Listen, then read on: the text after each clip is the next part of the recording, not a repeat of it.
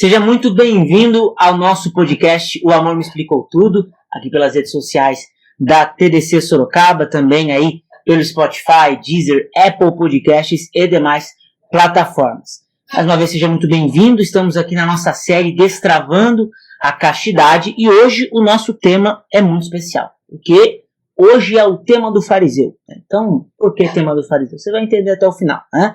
Falaremos sobre castidade, quais os limites. E para falar sobre esse assunto, hoje eu vou ficar bem quietinho o episódio inteiro, porque temos aqui dois convidados muito especiais, né? E eles não vieram ali da Zona Norte, não, né? Igual, né? Com todo respeito ao Diácono na semana passada. Eles vieram de Brasília, diretamente de Brasília, para compartilhar aqui conosco os nossos irmãos Vinícius e Laila, que vão aí dar um oi para vocês e se apresentar também. Sejam bem-vindos, pessoal. Obrigado pelo convite. Nós estamos aqui com muita honra para partilhar com vocês essa beleza que é a teologia do corpo. Nesse tema, né, o tema do fariseu, a gente vai tentar desmascarar o que é o fariseu, desconstruir o fariseu, tirar, exorcizar esse fariseu. Então, eu me chamo Vinícius. Sou a Laila. Somos casados, vamos fazer 7 anos de casado no dia 3 de outubro de 2022 e já dedicamos a nossa vida aí à teologia do corpo. Já vai o quê? 10 anos? Por aí. 10 anos, 10 né? anos. Então, é uma graça. Agradeço aí ao Marquinhos, ao Bruno, ao Matheus que nos convidaram para estar partilhando nessa conversa. A gente quer um bate-papo, né? Nada de blá, blá, blá, blá, blá, blá, blá. Nós queremos destravar tudo aquilo que envolve aí esse tema tão importante e às vezes tão rejeitado, né? Isso aí. E pra gente começar, né? Eu fiz isso com o Juliano na semana passada aqui, o Diácono. Às vezes a gente que tá na igreja aí tem o costume de vai ministrar um conteúdo, né? Fica só o conteúdo pelo conteúdo. Né? E parece que a gente caiu do céu, né? Parece uma pessoa meio desencarnada. Né? Então, pra gente começar, para que as pessoas também consigam se identificar um pouquinho com vocês, né? Gostaria que vocês contassem a história de vocês, de onde vocês vieram, né? Vocês nasceram, aí pariu lá na maternidade, já saiu com coisinha de teologia do corpo no braço, foi ministrar por aí. Quem são, onde moram, onde veio. O repórter católico.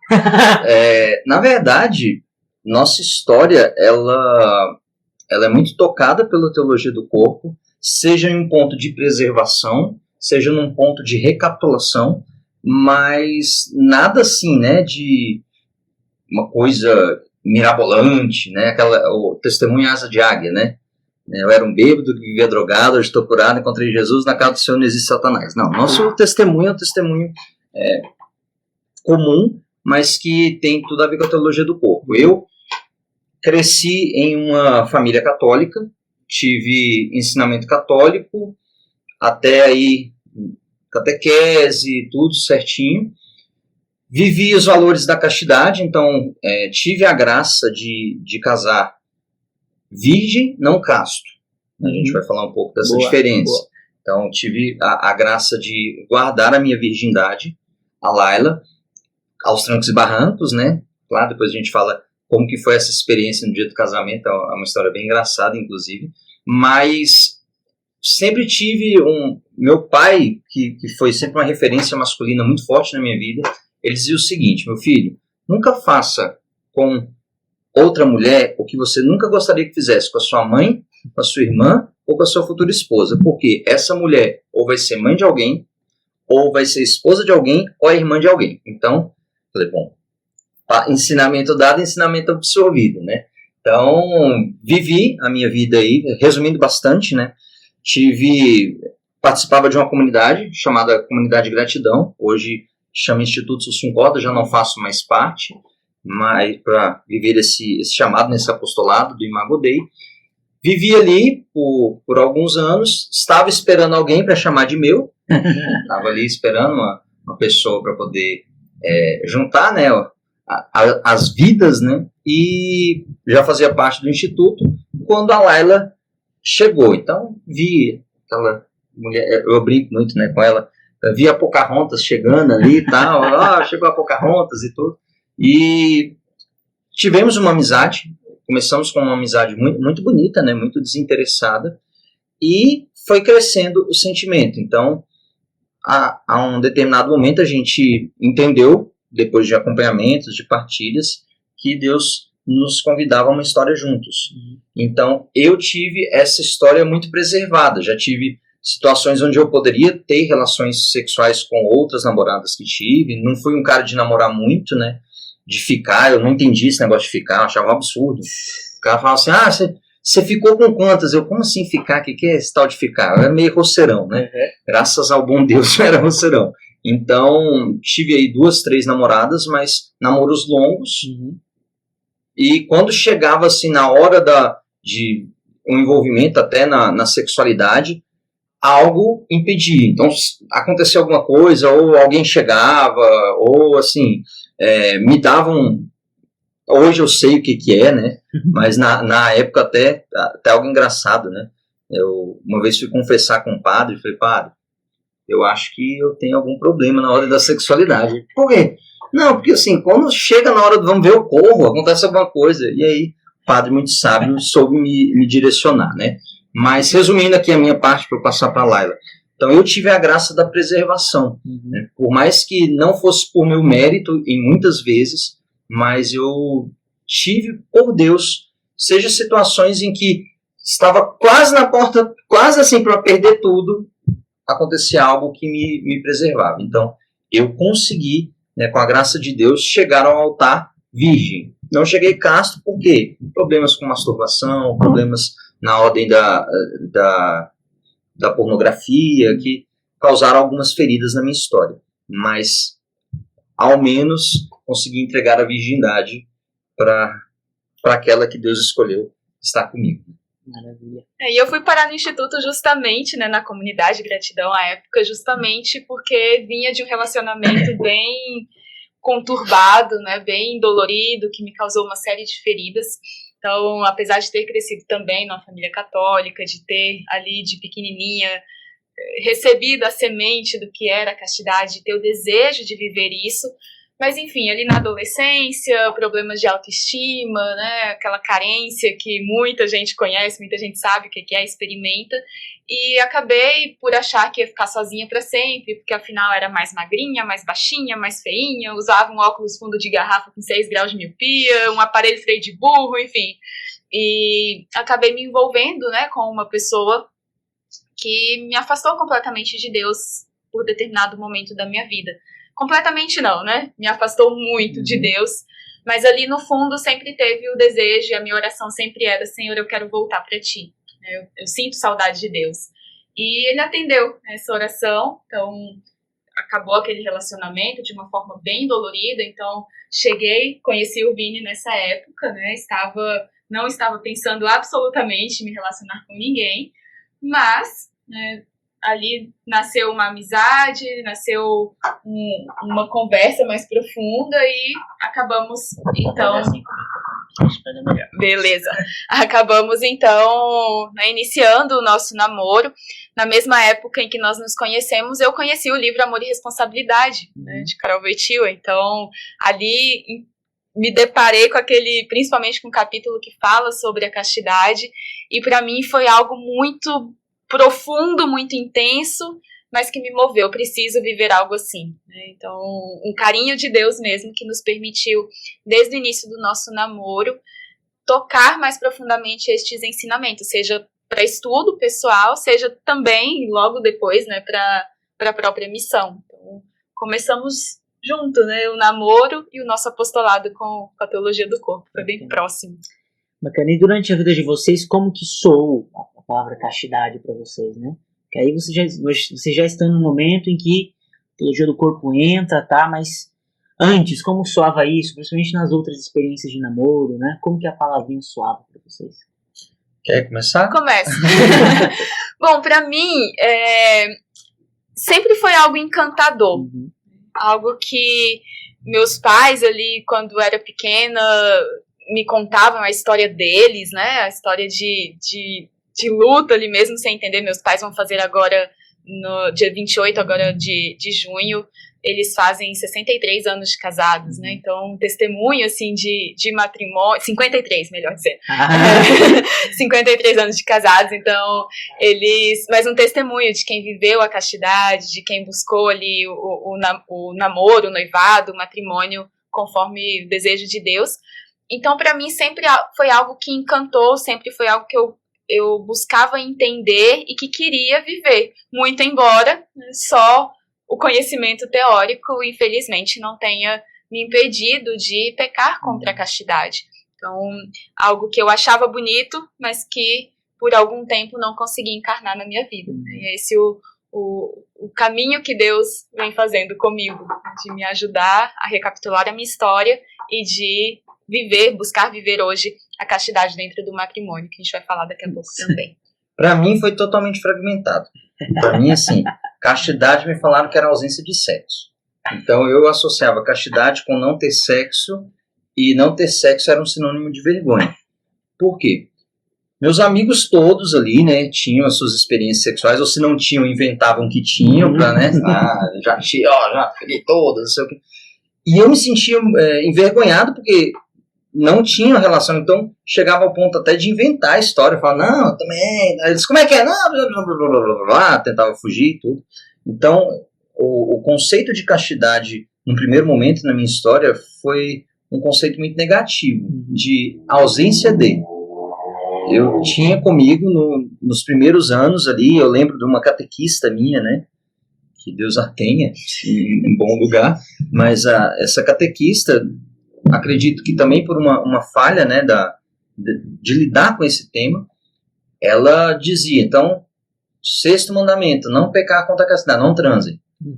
Então, essa voz ficava ecoando. Então, assim, não transar era igual ser casto. Então, por isso que eu falava, né? Casei virgem, mas não casto. Porque depois que você entende o conceito, você fala, castidade o buraco é mais embaixo, a coisa é mais profunda. Né? Eu gosto sempre de brincar, né? Se castidade fosse só ausência de sexo, vamos espalhar assim de castidade, vamos amarrar todo mundo nos quartos, deixar todo mundo amarradinho, para todo mundo casto. Longe disso, né? Então, num primeiro momento, a castidade para mim era muito vinculado a uma ausência do próprio ato sexual e também um aspecto de vergonha, de você não fez, logo você é um fracassado. Então, eu já começo dizendo isso também, porque pode ser que alguém esteja vendo que vive hoje a graça de ser virgem. E hoje a gente vive numa cobrança tão grande que você tem que ter experiências, você tem que ter experiência, balela, isso é uma conversa furada. Mas como que eu vou chegar no casamento sem experiência nenhuma? Não, ninguém sai aí fazendo várias coisas e quando se chega nessa determinada situação, você ali tem a graça para realizar. Então, primeiro, vamos desmistificar essa coisa aí, vamos parar com essa conversa furada de que não, você tem que... Não tem nada. Mas para eu ser mais homem, não tem mais homem. São José foi casto e é muito mais homem que tudo nós juntos aqui que está nessa sala. Então, vamos colocar as coisas nos devidos lugares, né? Então, para mim, num primeiro momento foi assim, até que eu tive a graça de ter um santo diretor espiritual que veio me dizer o verdadeiro conceito da castidade, né? Então, no primeiro momento foi mais assim, não faça, tá, beleza, bom menino, não fez, legal, não. Checklist, né? E acho que uma coisa que a gente percebe bastante, né, talvez fruto dessa visão catequética, não no sentido apenas da catequese, mas de ensino, né, que a gente vê presente na igreja, a respeito da castidade, né, quando fala sobre castidade, sobretudo em ambiente jovem, né, sempre vem aquela perguntinha, né, mas e aí, o que a gente pode fazer, né? Onde pode passar a mão? Né? Qual que é o limite, né? Isso é uma pergunta extremamente comum, né? Eu não fiz muito, né? E esse tema surgiu, na verdade, porque eu estava otimizando o vídeo que a gente postou do outro episódio, né? E aí nas sugestões do Google lá pra gente colocar como tag lá, tinha lá, castidade, quais os limites? Falei, caraca, até o Google tá velho. Até o Google tá se perguntando. Então, isso é muito comum, né? Em primeiro lugar, ao que vocês acham que se deve essa mentalidade, né? Puxa, qual o limite, né? Por que as pessoas querem tanto saber esse tal do limite, né? Depois a gente vai discutir se ele existe ou não, mas... Para mim é a visão fragmentada, a visão parcial. É aquela coisa de assim, eu quero fazer o mínimo para garantir alguma coisa. É a mentalidade medíocre que paira a sociedade contemporânea. Então, A nota para passar é quanto? É 7. Então tá, eu vou tirar 7,1, porque aí tem a sobrinha se o professor mudar. E aqui a gente pode associar também com a ausência da virtude da magnanimidade, que é, nós fomos criados para coisas elevadíssimas. Então, quando a gente faz essa pergunta, até onde eu posso ir, eu já estou querendo transgredir a lei. Uhum. Eu já estou com o coração querendo ultrapassar um ponto. Não é? A pergunta certa seria, o que é a castidade? Uhum. Peraí, o que convém a um amor? A expressão de amor é diferente quando eu falo o que convém à expressão de um amor do que até onde eu posso ir. Parece que o sinal está amarelo. Passa ou não passa no sinal amarelo? Sinal amarelo vale ou não vale? Né? Vai tirar a foto do pardal ou não vai? Então, para mim, isso é um reflexo de uma mediocridade, ausência de magnanimidade e também, de certa forma, um coração que ainda não viveu o que é a real dimensão do amor. Que se a gente pegar a primeira carta de São Paulo aos Coríntios 13, né, o amor tudo espera, tudo suporta. Então, se a gente para e analisa essa pergunta, a gente vê que nela há uma raiz de concupiscência muito grande. Há um desejo de peraí, é a placa, não pise na grama. Tá, mas aqui na beirinha é grama?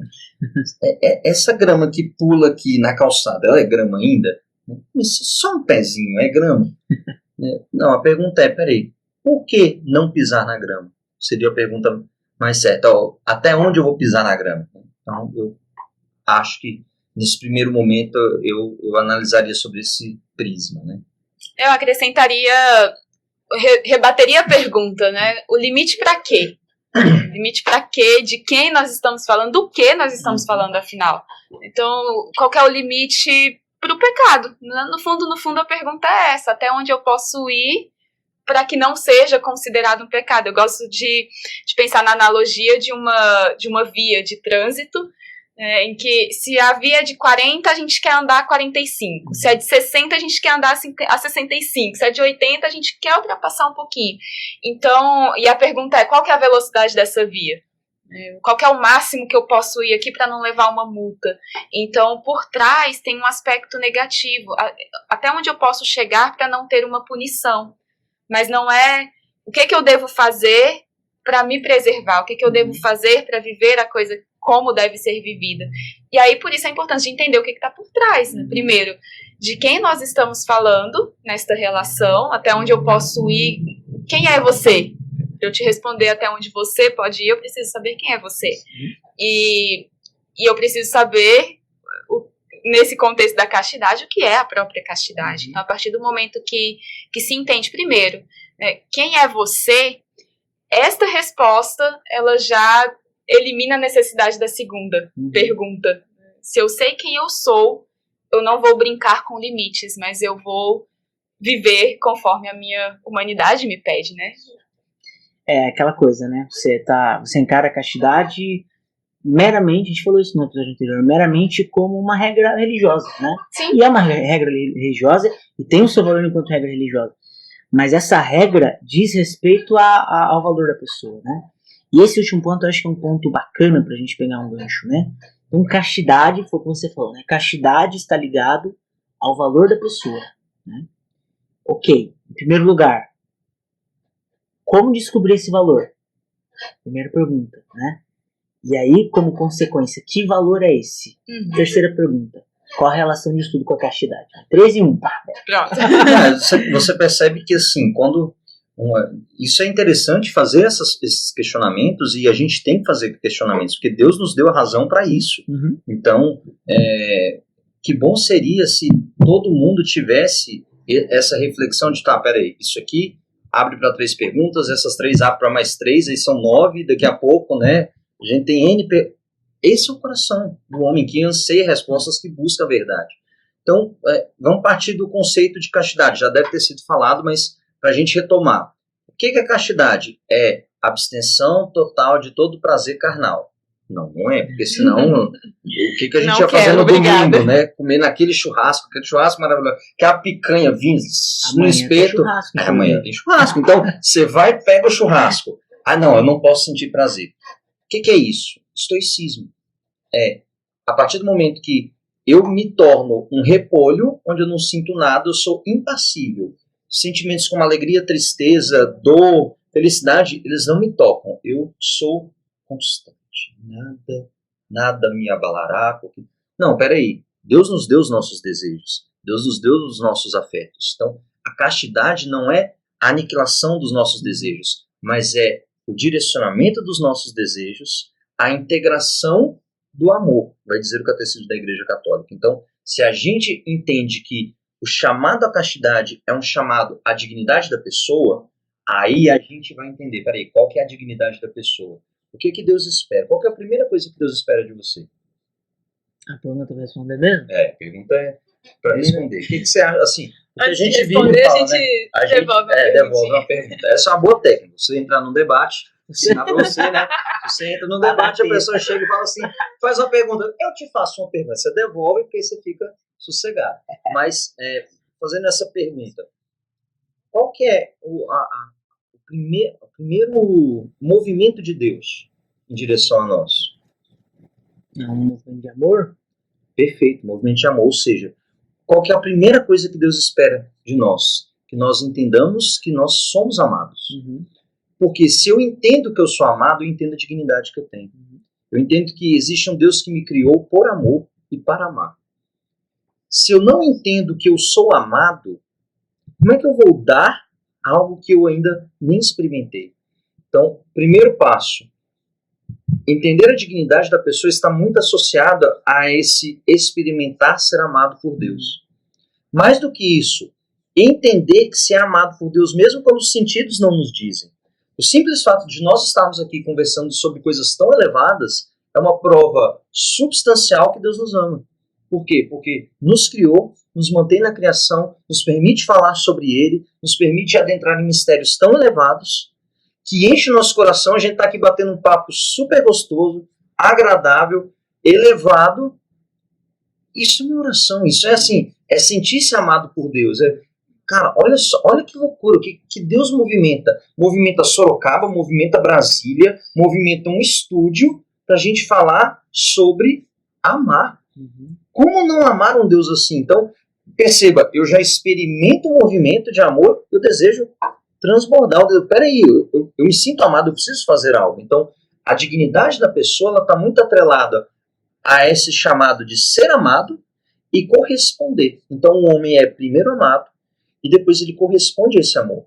Se ele entende que ele é amado, o que ele vai fazer? Ele vai querer transbordar amor. Agora, se ele não entende que é amado, ele vai buscar ser amado. E aonde que ele vai desembocar? No uso. Então ele vai sair da dignidade de amar e ser amado, ou ser amado e amar, e vai buscar ser amado através do uso. Ou seja, eu saio da dinâmica da esponsalidade para a dinâmica do utilitarismo. E essa dignidade reconhecida também, ela passa, essa capacidade de entrar numa relação de amor, passa justamente pela semelhança com Deus. A relação, ela requer semelhança e requer complementariedade, diferença. Semelhança para que haja relação e diferença para que haja complementariedade. Então, a nossa dignidade vem do sermos imagem e semelhança de Deus, embora diferentes dele.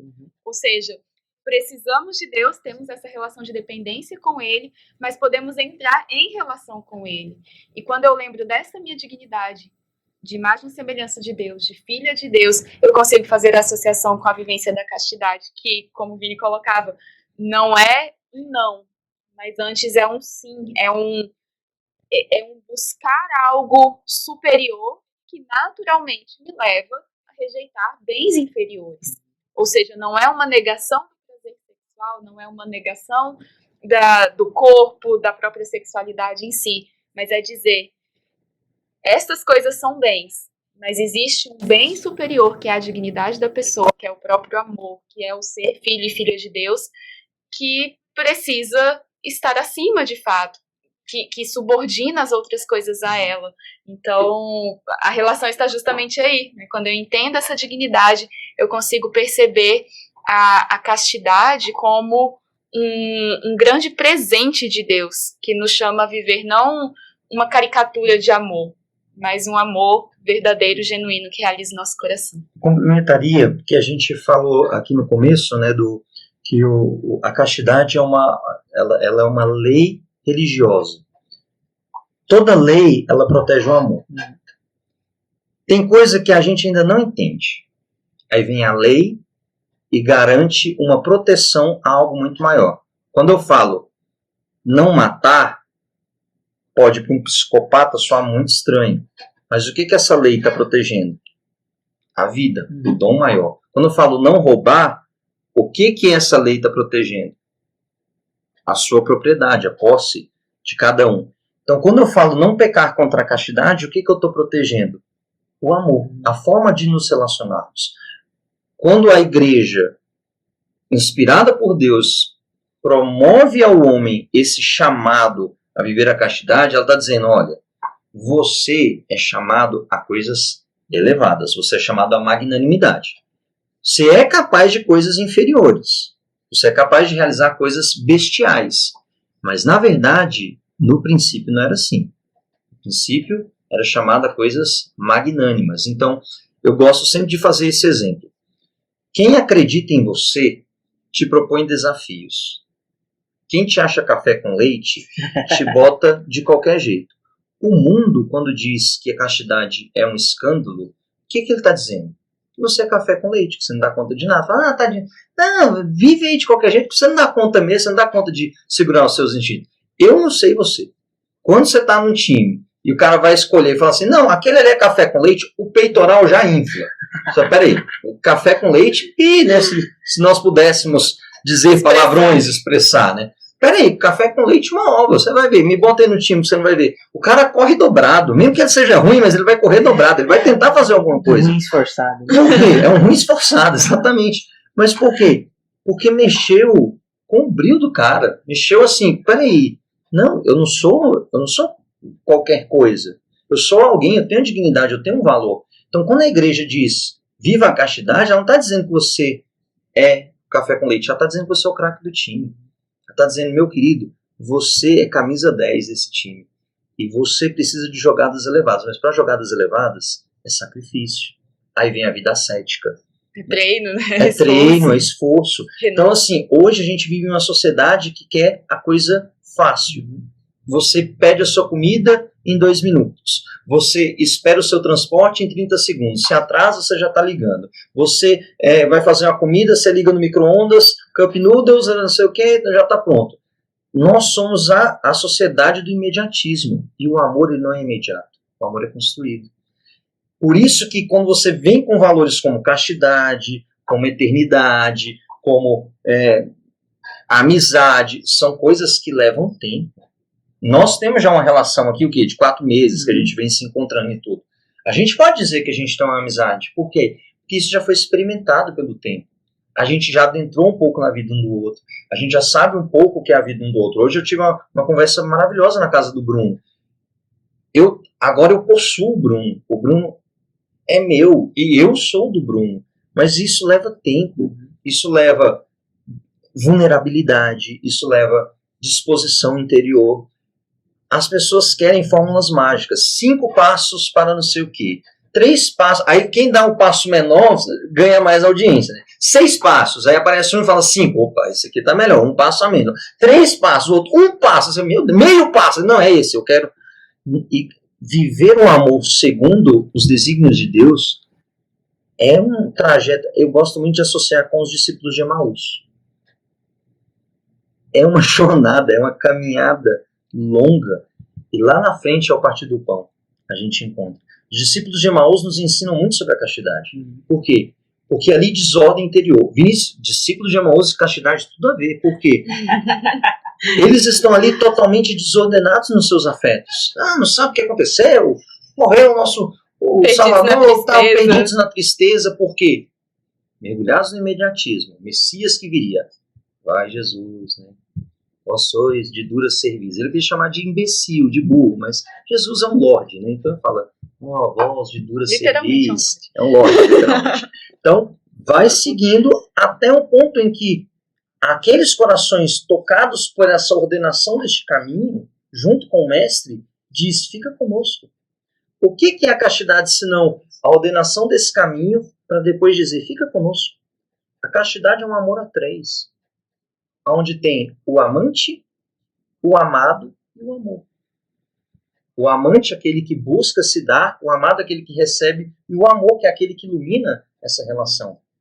Vai dizer Dom Fulton Sheen, né, que é preciso 3 para casar, é preciso 3 para viver a castidade.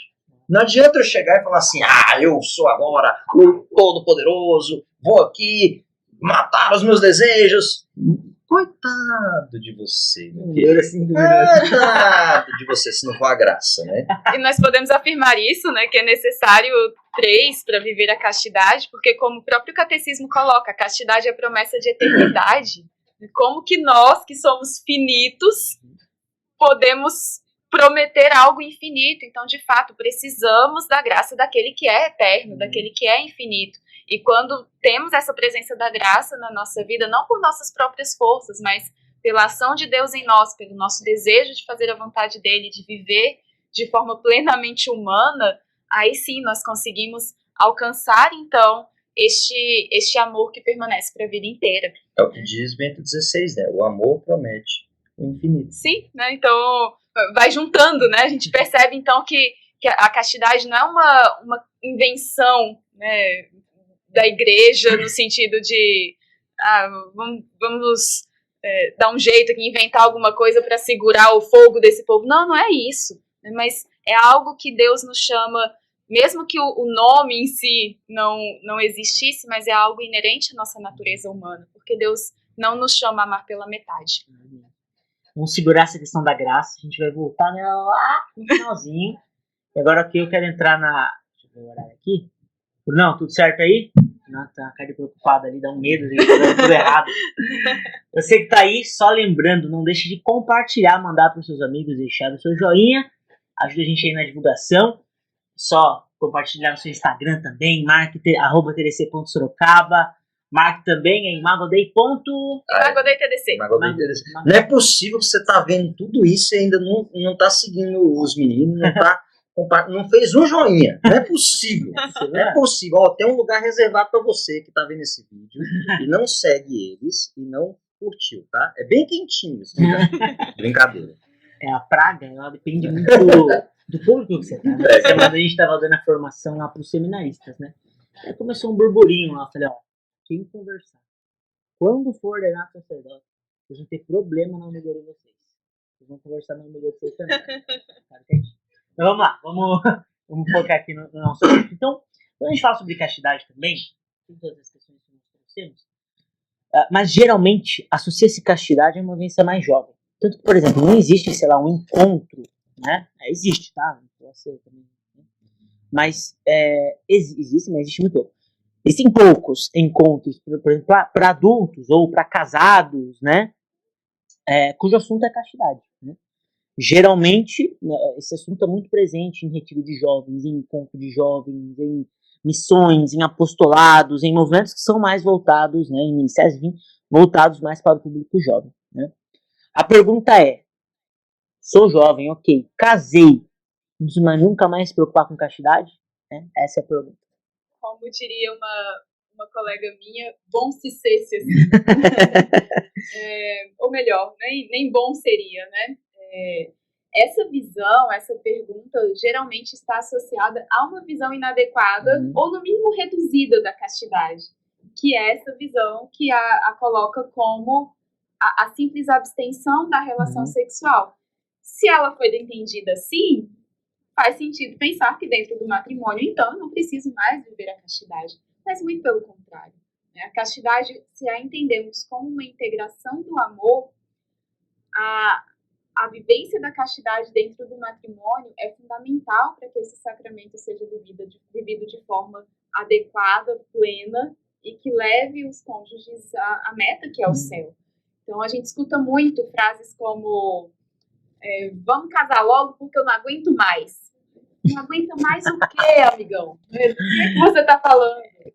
Não aguenta mais o quê? Porque se você não aprende a dominar os teus instintos enquanto namorado, grandes riscos existem de que você utilize a sua esposa ou seu esposo depois no casamento como um simples objeto de prazer, de satisfação pessoal. Então, a castidade, ela não está vinculada a um ou outro estado de vida ou a um ou outro momento da vida. A castidade, enquanto você for gente, a castidade é para você. Independente do estado de vida. A castidade é para todo mundo, porque o amor é para todo mundo. E a castidade nos leva a isso. Aqui a gente pode puxar a sardinha para a teologia do corpo, né, pegando aí o segundo ciclo, onde Jesus apela ao coração.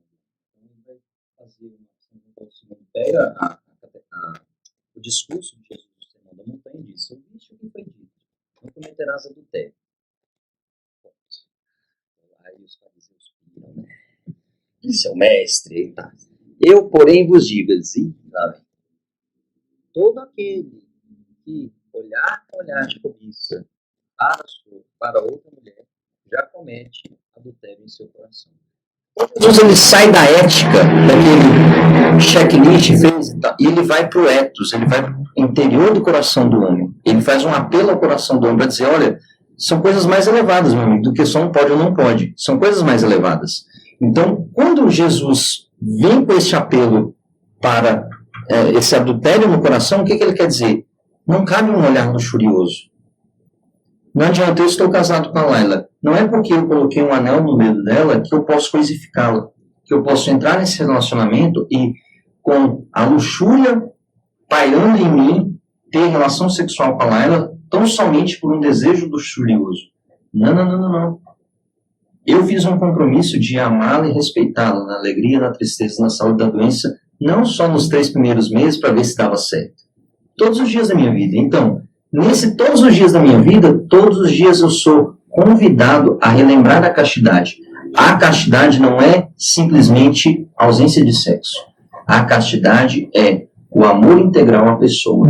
Eu preciso entender que aqui não existe um pedaço de carne. Eu preciso entender que aqui não existe um puro espírito. Eu preciso entender aqui que existe uma pessoa dotada de corpo e alma, onde eu preciso respeitar o seu corpo e respeitar a sua alma. Uma visão integral do outro. Como, então, viver a castidade no âmbito do matrimônio? Nesse respeito. Peraí. Vou me unir a Laila no ato conjugal, e esse é o nome correto, né? Não é sexo.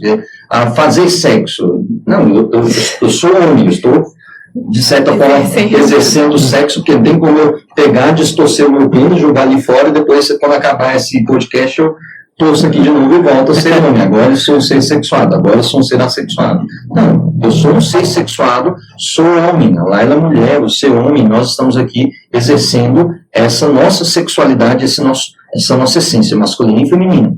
Então, quando nós somos convidados a celebrar essa união matrimonial, o ato conjugal é a renovação dos votos. Isso é muito bonito. Por que então se fala de não ter ato conjugal fora do matrimônio? Porque você está dizendo uma mentira. Seu corpo está dizendo uma coisa, está dizendo promessas que você deveria ter dito no altar, mas que você não disse. Então, eu te amo, só que não. Eu prometo amar-te, respeitar-te na alegria, na tristeza, na saúde, na doença, mas meu dedinho está cruzado. Por quê? Porque eu não prometi diante do altar. O ato conjugal, então, para nós católicos, e, na verdade, a verdade intrínseca nesse ato é a renovação dos votos matrimoniais. Quando um homem, junto com a sua esposa, no leito conjugal, exercem o ato conjugal, eles estão dizendo, eu te recebo, fulana, prometo amar-te, respeitar-te na alegria, na tristeza, na saúde, na doença, todos os dias da minha vida. O ato conjugal não é, vamos aqui, um parque de diversões. Não, vamos aqui renovar a promessa de eternidade, de totalidade, de fidelidade e de fecundidade que nós fizemos lá atrás, para que isso cresça cada vez mais dentro de nós. E justamente por isso que a castidade conjugal também, ela requer que os esposos estejam atentos a todas as dimensões do ato conjugal. A dimensão unitiva e a dimensão procriativa, que não dá tempo da gente entrar em detalhes mais detalhadamente nisso. Se você quiser saber mais sobre isso, aí você vai colocar nos comentários hashtag quero saber mais, que aí a gente combina um outro para falar só das duas dimensões, tá bom? Então, é preciso ter isso em mente, né? E para dar exemplos muito concretos aqui, o uso dos contraceptivos, o fechamento à vida dentro do matrimônio, é um pecado contra a castidade, porque não se está vivendo um amor de forma integrada, não se está ferindo uma dessas promessas de fecundidade e se está descartando uma das dimensões fundamentais, essenciais do ato conjugal, que é a procriativa. Por outro lado, problemas como as inseminações artificiais, as técnicas artificiais de reprodução humana, também ferem a castidade, porque a dimensão unitiva está sendo ferida, ou seja, a vivência da castidade conjugal ali, para esposos unidos em sagrado matrimônio, ela requer esforço e renúncia.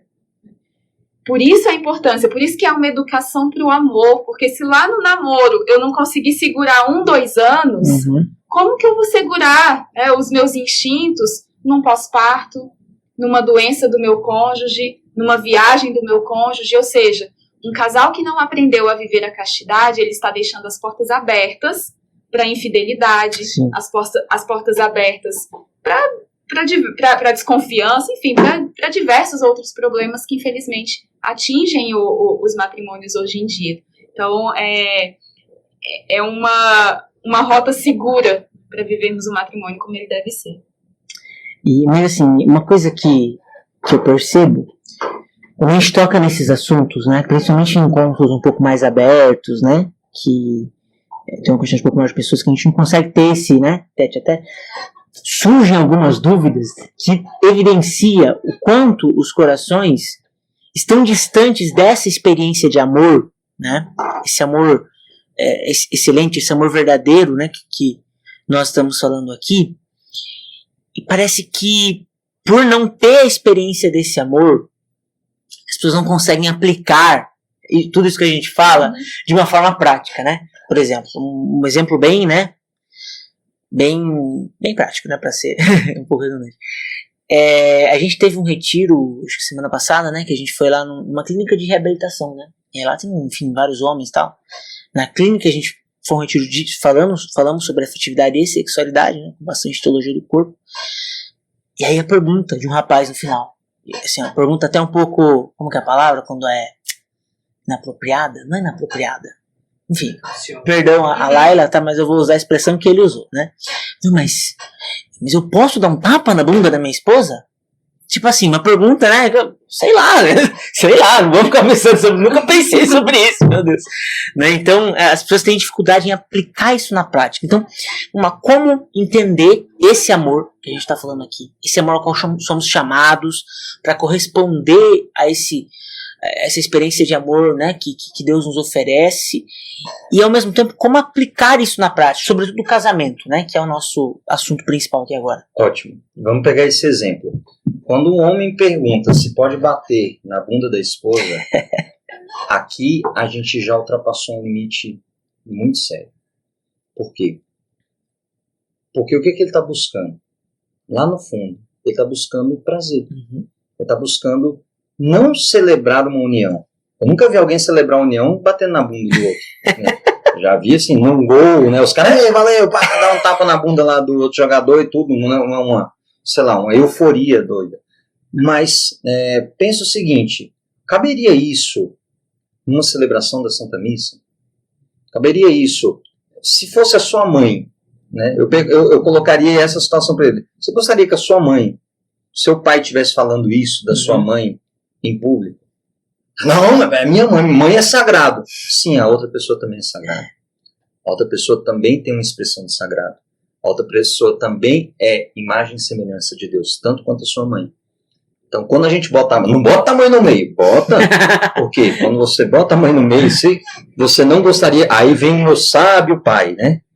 Não faça com a filha de ninguém, com a mãe de ninguém, com a irmã de ninguém, o que você não gostaria que fizesse com a sua mãe, a sua filha. Essa aqui é a coisa mais prática para o homem. Para ele, assim, sabe, o que convém fazer? se a gente adentra nas catequeses, São João Paulo II vai falar de Sara e Tobias e vai falar também do Cântico dos Cânticos. Vai dizer, abre minha irmã, minha noiva. Quando ele vai dizer minha irmã, minha noiva, essa irmã é igual em dignidade. Quando a gente fala, você tem que tratar a sua esposa como irmã, a visão deturpada é, eu não faria isso com a minha irmã.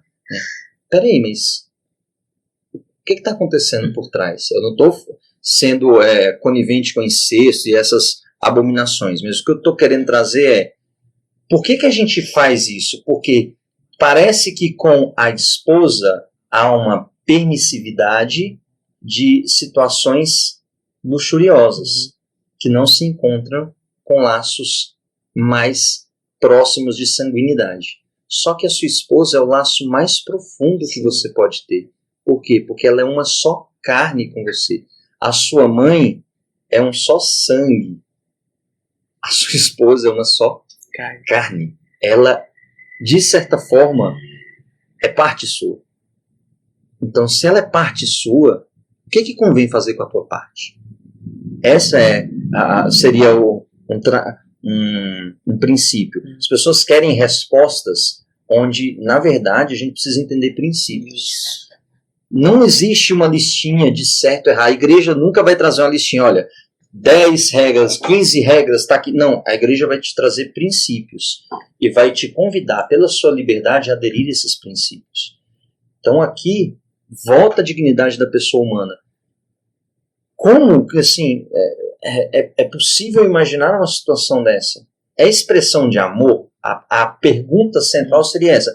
Pode ser que naquele casal seja uma expressão de amor, o que eu, sinceramente, acho bem complicado.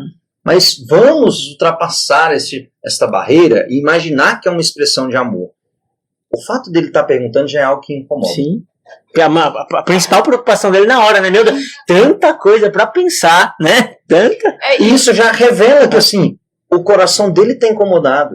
Se o coração dele está incomodado, existe um sensus fidei, né, que o catecismo vai dizer, existe um senso de sagrado, um senso de fé, que vai dizer, peraí, isso aqui está destoando. É a história do jovem que vai confessar com o sacerdote, fala, padre, eu pequei com o pecado da masturbação. Padre, não, tá tranquilo, isso não é pecado não. O cara sai e já vai para outra confissão. Padre, mas eu sei, parece que é errado. E aqui a gente entra num questionamento mais profundo que muitas vezes as pessoas não querem se fazer, que é justamente o que se está buscando com este ato específico. Qual que é a intenção, qual que é a necessidade de se fazer isso, esse tipo de coisa, né, para que o casal atinja ali o seu prazer sexual. Então, um ponto muito concreto que nos ajuda a entender a vivência prática da castidade é não ter medo de se perguntar essas coisas. Para que eu preciso disso? Por que a gente entra nesse exemplo que você deu, mas entra em qualquer outra fantasia sexual, por exemplo? Se eu preciso que o meu esposo esteja vestido disso ou daquilo para que eu sinta prazer, ou vice-versa, o que eu tô querendo, então? Eu não quero meu esposo. Suficiente, né? O outro precisa ser suficiente para mim em si mesmo. Eu não preciso de malabarismos e posições e fantasias e objetos e sei lá mais o que para celebrar o meu amor por aquela pessoa. E aí, né, sem esse princípio da dignidade da pessoa, nós vamos pulverizando o sentido da relação sexual, o sentido da união conjugal e abrindo espaço para essas aberrações. Então, hoje em dia, infelizmente, são muitos os casais que vivem verdadeiras, não sei nem palavras assim, para definir, mas aberrações dentro dos seus matrimônios porque se esqueceram desses princípios. E aí se eu falo, não pode dar um tapa, mas pode isso, e pode aquilo, e pode aquilo, então eu vou ficar, vai ser só papai e mamãe, então não pode fazer nada? Quem que é a igreja para meter o bedelho aqui? É a minha vida com ela. A igreja é perita em humanidade. Eu não vou lembrar que documento, se você lembrar, mas tem um documento da igreja que diz que a igreja é perita em humanidade, ou seja, a igreja está atenta à dignidade e ao valor da pessoa. E todas as normas morais encontram sentido aí. E se nós entendemos essa dignidade da pessoa, eu entendo por que eu não preciso de um tapa, por que eu não preciso de uma fantasia, por que eu não preciso de qualquer outro malabarismo, porque a pessoa em si é o que deve bastar para a celebração desse amor. Esse é o ponto que eu chegaria. Assim. Um casal que chega a essas movimentações já esqueceu o valor de celebrar aquela pessoa, celebrar a união com aquela pessoa. Se eu preciso de artifícios para celebrar o estar com aquela pessoa, já é um sinal de alerta, de que a luxúria já tem uma porta de entrada grande, senão já está estabelecida no meio. Uhum. O que alegra um casal, o que faz a beleza do ato conjugal acontecer é o simples fato de eu estar. Sim. O que alegra o meu ato conjugal com a Laila é celebrar o que essa união significa. Essa pessoa que está comigo na alegria, na tristeza, na saúde, na doença. Quantas coisas a gente já passou. Passamos coisas maravilhosas, passamos coisas muito difíceis. Você tinha todo o direito de ir embora, mas você quis permanecer. Você tinha toda a possibilidade de escolher outra pessoa, você me escolheu. Então eu não tenho outra resposta, senão me dá por inteiro. Você, olha que coisa linda. Como isso por si só já deve elevar o nosso coração. Isso por si só já deve ser o desejo de um crescimento muito maior. Isso é celebrar a união. Quando um casal coloca no meio dessa celebração objetos, fantasias. O que é a fantasia? Quando um homem fala, não, bota uma roupa tal, o que ele está dizendo? Que aquela pessoa não é suficiente. Né? Ele está dizendo que ele quer outra pessoa. Né? Quando ele fala, se vista de enfermeira, o que ele está dizendo? Eu não quero estar com você, eu quero estar com uma enfermeira. Ou seja, eu não quero você. Ou seja, o seu corpo é algo, eu vou dizer uma palavra bem ofensiva, mas é para dar impacto mesmo. Eu quero o orifício. Se eu esqueço a pessoa, qualquer orifício basta. Uhum. Então, aí vem as atrocidades. Se eu esqueço o valor da pessoa, começa com fantasias, depois outras coisas, aí vai que a gente não precisa trazer aqui essas aberrações. Mas perceba, tirou o valor da pessoa, tira-se a dignidade. Tirou-se a dignidade, qualquer coisa pode acontecer. Eu voltaria aqui ainda em um ponto, que foi por onde nós começamos, dizendo que muitas vezes também a necessidade dessas coisas dentro de um matrimônio parte da incerteza do amor do outro. Então, ao mesmo tempo em que eu exijo do outro artifícios para sentir prazer, eu também me rebaixo ao ponto de oferecer, de me submeter a determinadas posturas, a determinadas objetos, a me deixar ser utilizada ali de algum modo para dar prazer ao outro, porque eu não tenho certeza do amor dele por mim. Então, eu abro a possibilidade de introduzir outras coisas naquela relação, porque eu não sei se o outro de fato me ama. Então, um ponto que também pode ser bem prático, né? 2 pontos que podem ser práticos para ajudar os casais que vivem isso. Eu diria, primeiro, a purificação do imaginário, tentar tirar o imaginário pornografado que vai impondo na nossa cabeça que para uma relação sexual ser válida ou ser boa ou sustentar um relacionamento precisa desse ou daquele padrão. A origem do tapa tá aí, né? Justamente. Então, da onde surge essa ideia de dar tapa no outro, né? Provavelmente de um imaginário pornografado. Então, a purificação do imaginário e o recordar-se do porquê que você se uniu àquela pessoa. Por que você deu sim àquela pessoa. Eu não subo ao altar pensando, agora eu estou casado, vou poder bater em alguém. Não foi esse o motivo, assim creio, assim espero. Então, purificar o imaginário e recapitular o porquê que você se uniu àquela pessoa nos ajuda a afastar a necessidade dessas aberrações. E ainda, aproveitando esse gancho, né, uns problemas muito comuns, na verdade, com relação à castidade matrimonial, que a gente percebe também com pessoas que nós temos contato, né, é a questão da fidelidade, né. É claro, uma fidelidade que, às vezes, uma infidelidade, que às vezes desemboca em coisas muito maiores, né? Putz, às vezes o cara frequenta prostíbulos, ou o cara tem uma amante, mas uma infidelidade que também se manifesta em, entre aspas, coisas menores, né? Entre algumas aspas, né? Por exemplo, com a pornografia, né? Com a masturbação. E nós percebemos que aquela coisa, né? Quando a gente está diante do nosso pecado, a gente nunca bate no peito e diz, é minha culpa, né? A gente sempre diz, é outro, né? Ou é a mulher que tu me deste ou é a serpente, né? Sempre é o outro, né? Nunca é a gente. E aí quando essas pessoas vêm conversar com a gente, sempre, olha, eu tô vivendo essa situação porque, putz, a minha esposa, de repente, tá com um problema e eu não tô tendo relação sexual com ela, né? Então a gente percebe esses dois cenários. Primeiro, um cenário de infidelidade e essa culpabilização de algum problema interno ali do casamento que acaba, entre aspas, levando a essa situação, né? Bom, a gente não vai dar tempo de lidar com essas coisas maiores, sem falar de adultério, etc. Mas existe uma questão muito prática que eu vejo que está mais presente no dia a dia dos casais, que é a falta de relação sexual, né, por algum período, etc. A gente já falou por tabela sobre isso aqui, mas eu gostaria que vocês falassem um pouco mais, né?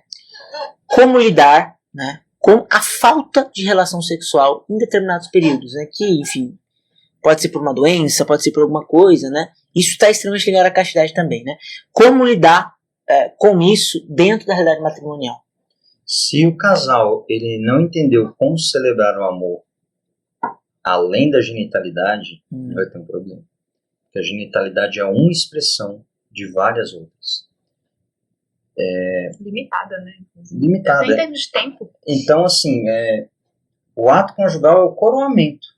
Mas para você chegar no ato conjugal, você tem o afeto, a preparação remota, aquele carinho com o outro, a esposa que ali atenta aos pequenos detalhes, está sempre presente na vida do marido que busca os pequenos detalhes, cuidar da esposa, que repara na esposa. Perceba que o ato conjugal é o coroamento de um cuidado recíproco. E existem momentos na vida que realmente ele se ausenta. Por exemplo, mulher engravidou, está no resguardo. Uma vez, eu ouvi isso de um rapaz, né? Ele está recém-nascido, o filho dele, falou assim, cara, eu não aguento. Eu falei, o que foi? Já tem 40 dias que eu não tenho relação sexual. Eu falei, mas por que você não aguenta? Não, é muito tempo. Eu falei, quando que você teve a sua primeira relação? Ele, lá com meus 15 anos. Eu falei, o que você fez? Até lá. Você ficou gritando, não aguento, correndo, dando pirueta e tal. Ele, é diferente. Eu falei, sim, porque lá havia pureza, agora não há mais.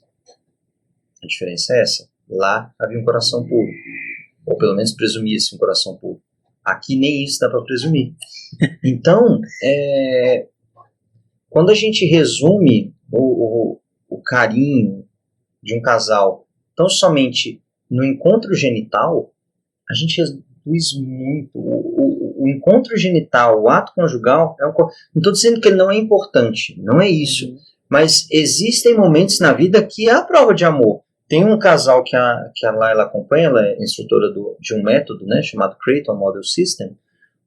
A mulher ela tem um sangramento constante. E aí eles ficaram por quase 2 anos sem ato conjugal. E aí, nesse método, há um questionário e tudo. E é muito interessante, quando os casais entendem o que é o ato conjugal, eles são mais felizes, mesmo quando se ausentam do ato conjugal. E aí a mulher, né, se analisando, falando, eu me sinto péssima, porque eu não posso ter ato conjugal com meu esposo e tudo. E cada um responde separado. E ele, sim, é uma mão da pi, né? Ele respondendo, eu admiro ainda mais a minha esposa, porque a batalha que ela faz, eu aprendi a amá-la mais. As ausências de atos conjugais em determinados períodos enlarguecem o amor. Eu lembro, né, de passar a palavra para a Laila teve que fazer uma cirurgia onde o pós-operatório dela foi quase 60 dias, né? Então, nesses 60 dias, nós não poderíamos ter relação conjugal. naquele período eu percebi o quanto eu amo a Laila. Porque não era pela dinâmica da união carnal, mas é uma união que usa dessa realidade visível para demonstrar algo que é muito maior, que transcende o ato conjugal. É um sinal visível de uma realidade que transcende. O problema é que as pessoas querem parar no sinal visível. O nome disso é idolatria. Então, quando um casal para no ato conjugal, fala, não tem um ato conjugal, ela está parando no sinal visível. O que ela está fazendo? Idolatria. O sinal deixou de apontar o que ele significa. Quando um homem e uma mulher se unem no sagrado matrimônio, ali no leito conjugal, o que eles estão celebrando, de certa forma? A união que vai ter no céu. Olha que coisa linda. Isso é... Cara, aqui os puritanos piram, eles viram do avesso, eles começam a entrar em ebulição. Porque o que é a celebração de um homem e uma mulher no leito conjugal? Nada mais é do que um sinal visível do que acontece no seio da Trindade. O amante, o amado, o amor. O amante, o amado e esse fruto, o amor. Olha que coisa maravilhosa. Então, esse sinal visível vai me remeter para aquele outro. Agora, as pessoas querem parar. Qual que é a diferença da idolatria para a contemplação, para a meditação? É, através desse sinal, esse sinal me joga lá para cima. Agora, quando eu quero só o sinal. É só isso que eu quero. O que acontece? Eu não olho mais para cima. Não olhando mais para cima, eu fico nessa realidade imanente. Aí há um vazio dentro do coração. Eu vou querer preencher esse vazio com várias outras coisas. Aí, fadado ao fracasso. Eu perguntaria, né, para uma pessoa que tem dificuldade de pensar nesses períodos de abstinência. E se teu cônjuge sofresse um acidente, por exemplo, e ficasse para sempre, definitivamente, impossibilitado de ter ato conjugal? O que faria? Ir embora, então? Porque afinal não pode ter mais? Nossa, pesado, né? Sim, ninguém quer pensar numa realidade dessa, é claro. Mas é possível? É possível que aconteça. E aí, você se uniu à pessoa por isso é um fator determinante, ou você se uniu àquela pessoa livremente na alegria e na tristeza, na saúde e na doença? Na presença ou na ausência? Né? Então, nós estamos falando de compromissos definitivos, nós estamos falando de decisão da vontade. E viver os períodos de abstinência requer a educação da vontade. Nós somos moles. Sim. A grande verdade é essa. Nós somos um bando de molengas. Não educamos a nossa vontade, queremos o prazer da comida sem engordar, queremos o prazer do sexo sem os filhos, queremos o prazer... queremos moleza, a verdade é essa. A gente não quer nem abrir a manivela do vidro ali mais, é só o botãozinho. Isso vai nos educando, então algo que... nos deseducando, melhor dizendo. Então algo que ajuda também a viver na prática esta dimensão são os exercícios de ascese, novamente, que vão educando a nossa vontade, nos fazendo entender que os prazeres do corpo, eles não são o bem maior. Existe ali uma pessoa, existe um compromisso, existe um sacramento que estão acima dessa realidade do prazer carnal, que nada mais é que um componente e uma forma de celebrar esse amor. Muito bom. Acho que o grande resumo de toda essa nossa conversa é a outra pessoa precisa bastar, né? Ela precisa bastar, né? E antes de nós encerrarmos, né? Vamos só retomar aquilo lá no comecinho que eu falei que era pra gente segurar, pra gente deixar pro final, né? Você tá falando sobre a dimensão da graça, né? E talvez exista uma grande confusão, né? Entre o que é o meu papel e o que é o papel da graça, né? A gente vê, assim, vertentes mais, sei lá, meio espiritualistas, né? Que tipo assim, só a graça que vai fazer na sua vida e é isso aí, né? Você fica ali meio... E, por outro lado, a gente vê uma galera meio... né, pelagiana, né? Sou eu, né? Eu vou conseguir porque eu sou o bichão, né? Então, qual o equilíbrio, né? Ou qual a verdade, né? Qual o papel de Deus e qual é o meu papel nessa, eu diria luta, nessa guerra, né? Pela castidade, né? Vamos lá. Resumo em uma frase. Virtude da temperança. Eu faço a gente pode usar também o milagre da multiplicação. Uhum. Não haveria alimentação de 5.000 se não houvesse 5 pães e 2 peixes. Uhum. Cabe ao homem a disposição interior de, Senhor, eu quero viver isso. Como? Com a inteligência, entendendo que isso é um bem, e a vontade, a inteligência entendendo que é uma verdade, e a vontade entendendo que é um bem. Uhum. E Deus vem com a graça, auxiliando a essa decisão. Então, disposição interior do homem de querer viver isso, iluminada por uma sincera humildade. Dizer, Senhor, eu quero, mas sozinho não consigo. Dá-me a tua graça. Dá-me a tua graça para que eu haja. Pronto, então, disposição, inteligência e vontade. Humildade. Os dois juntos, temperança. Temperança, santidade. Lembrando que a graça, ela age, ela pressupõe a natureza.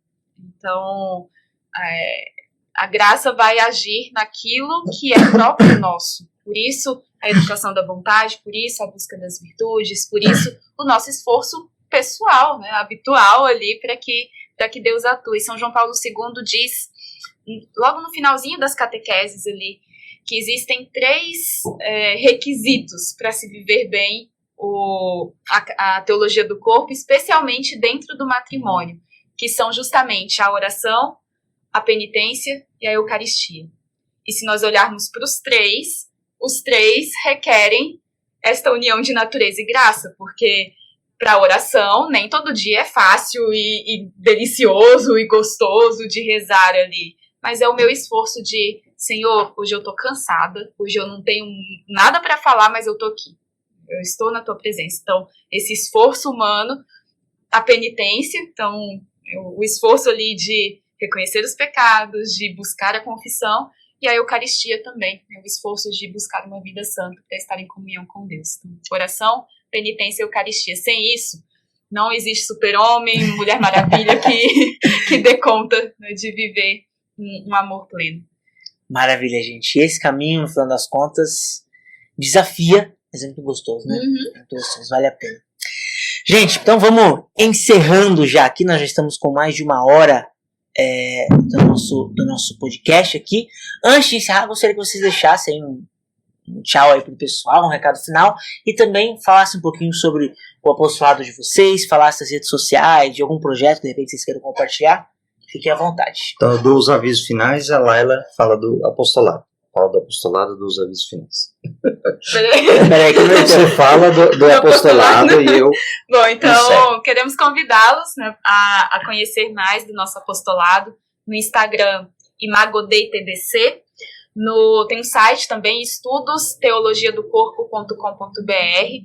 Este apostolado dedicado através de retiros, de formações, de mini-cursos, de online, presenciais, de propagar a teologia do corpo de São João Paulo II e outros temas correlatos. Então, conheça mais, né, desse apostolado. Se você deseja levar alguma formação para a sua cidade também, para a sua paróquia, pode entrar em contato conosco através das nossas redes. Agradecer, né, a você que nos acompanhou até agora, agradecer DC Sorocaba, o Trono de Davi, essas pessoas que Deus nos colocou como amigos, né, e na batalha, porque propagar esse ensinamento não é brincadeira. Então a gente tem que unir aqueles que são loucos igual a gente para poder...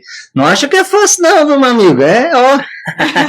Você tem isso aqui que você tá vendo, Mas reze por esse apostolado, reze pelo nosso apostolado. Mas eu quero dizer assim, a castidade não é algo impossível.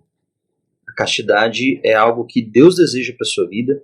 A castidade é um caminho de crescimento espiritual, é um caminho de crescimento no amor. Mais do que isso, a castidade é o que Deus sempre sonhou para a tua vida. Vai doer. Como tudo que é bom exige esforço, mas no final tem recompensa. Então você é capaz, exige. Conte conosco, conte com o Centro de Estudos Imagodei, conte com o TDC Sorocaba, com o Espaço Lolek, com o Trono de Davi, com a Igreja Católica que estende a mão para te ajudar. Para dizer, olha, vamos juntos, você é o camisa 10 desse time, nós precisamos de você para viver aqui nessa terra a civilização do amor, que prescinde, que precisa da castidade, como expressão daquilo que resume tudo que é a caridade. Então, você pode, você é capaz, você consegue. Isso aí, gente, muito bom. Só agradecer a vocês, né, mais uma vez. Muito obrigado, né? Hoje é o último dia, né? Vocês vão ver na quarta-feira, nós estamos no sábado, né? Estamos gravando aqui, porque hoje eles vão dar o último dia do curso aqui de Amor e Responsabilidade pra gente, que tá ótimo, excelente, né? Eu gosto da maior responsabilidade, esse é assunto para outra hora, né? Antes de encerrar, só gostaria de deixar aqui um aviso para você. Na semana que vem, nós teremos um convidado muito especial. Nós receberemos aqui um rapaz que hoje é seminarista, tá aí no caminho para o sacerdócio, né? Já tá, se eu não me engano, na teologia, já passou até pela filosofia, tá aí na teologia, quase ali na boca do gol, né? E ele vai compartilhar um pouquinho da sua história conosco, ele que inclusive já foi aí militante feminista, acredita? Não perca, hein? Você vê? E hoje é seminarista, foi ao inferno 3, brincadeira. Ressuscitou. Brincadeira. Mas ele vai compartilhar conosco aqui um pouquinho da sua história. Vai ser um papo muito bom. Na semana que vem, fique ligado nas nossas redes sociais. O horário vai ser um pouquinho diferente por conta dos horários do seminário dele lá. Mas não deixe de acompanhar, claro, a gravação sempre aí nas plataformas digitais, Spotify, Deezer, Apple Podcasts, Amazon Music, e é isso aí, beleza? Um grande abraço para você, obrigado por nos acompanhar, não deixe de compartilhar e até semana que vem. Valeu!